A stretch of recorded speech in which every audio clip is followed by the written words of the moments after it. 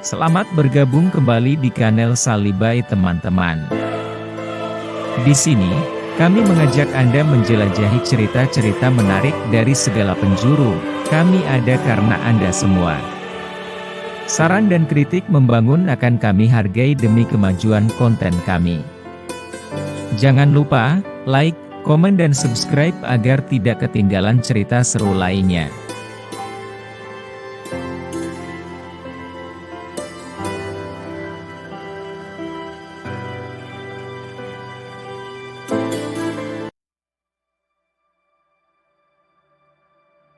Berawal dari sungai, ada sebuah kisah yang waktu itu terdapat seorang guru yang memiliki seorang putri bernama Sekar.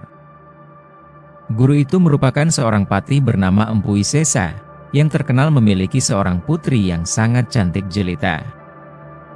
Selain seorang putri, Empu Wisesa juga memiliki dua orang murid bernama Wira dan Jaka. Belasan tahun sebelumnya, ketika Empu Wisesa masih muda, di saat Gunung Tangkuban Perahu meletus. Di lereng Gunung Tangkuban Perahu menuju desa-desa di sekitarnya mengalir larva panas, sehingga menimbulkan korban jiwa yang tidak sedikit.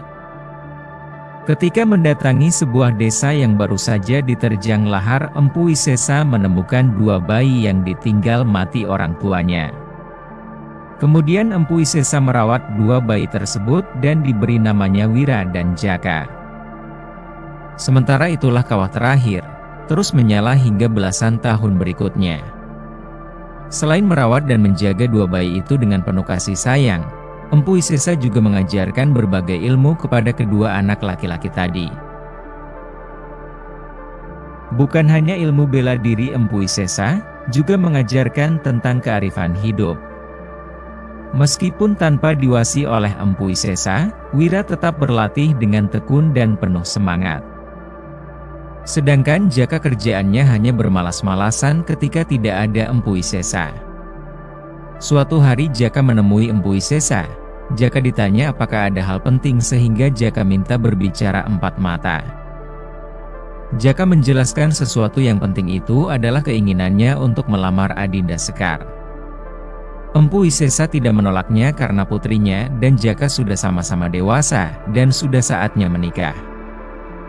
Setelah Empu Wisesa menyampaikan perihal lamaran itu pada Sekar, Empu Wisesa terkejut karena ternyata Sekar hanya mau menikah dengan Wira. Sekar marah dan protes, mengapa ayahnya tidak bertanya dulu padanya terlebih dahulu. Empu Wisesa pergi keluar rumah berjalan-jalan sambil memikirkan jalan keluar, hingga ia bisa melihat dari kejauhan lahar Gunung Tangkuban Perahu yang masih menyala.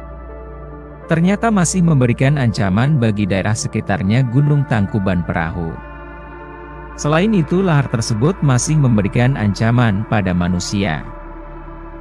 Akhirnya Empu Wisesa memanggil Wira dan Jaka lalu menyampaikan sesuatu kepada mereka berdua. Empu Wisesa menyuruh keduanya untuk melihat Gunung Tangkuban Perahu yang masih menyala. Empu Wisesa berkata lagi, bagi siapa saja yang mampu memadamkan api dari lahar itu, maka aku akan menikahkannya dengan Sekar.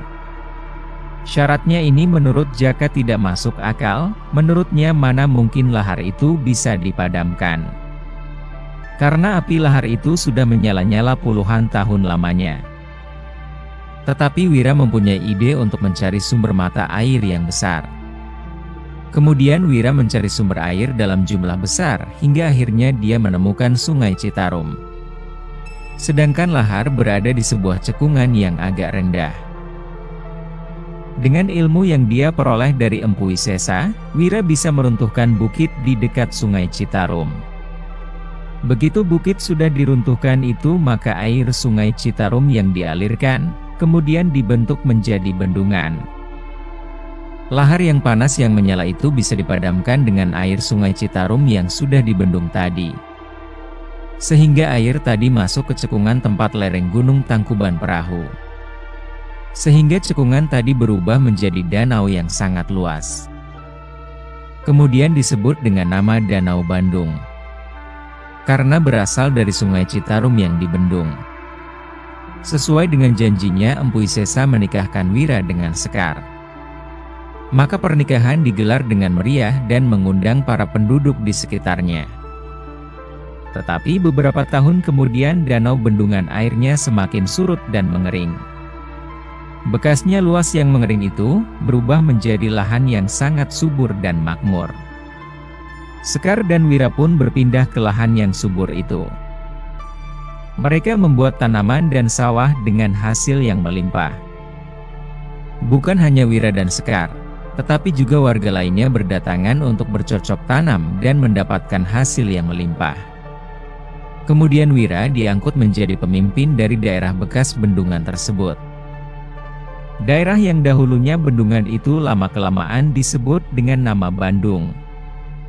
Itulah sejarah kota Bandung yang berkaitan dengan Wira yang mempersunting Sekar putri Empu Sesa.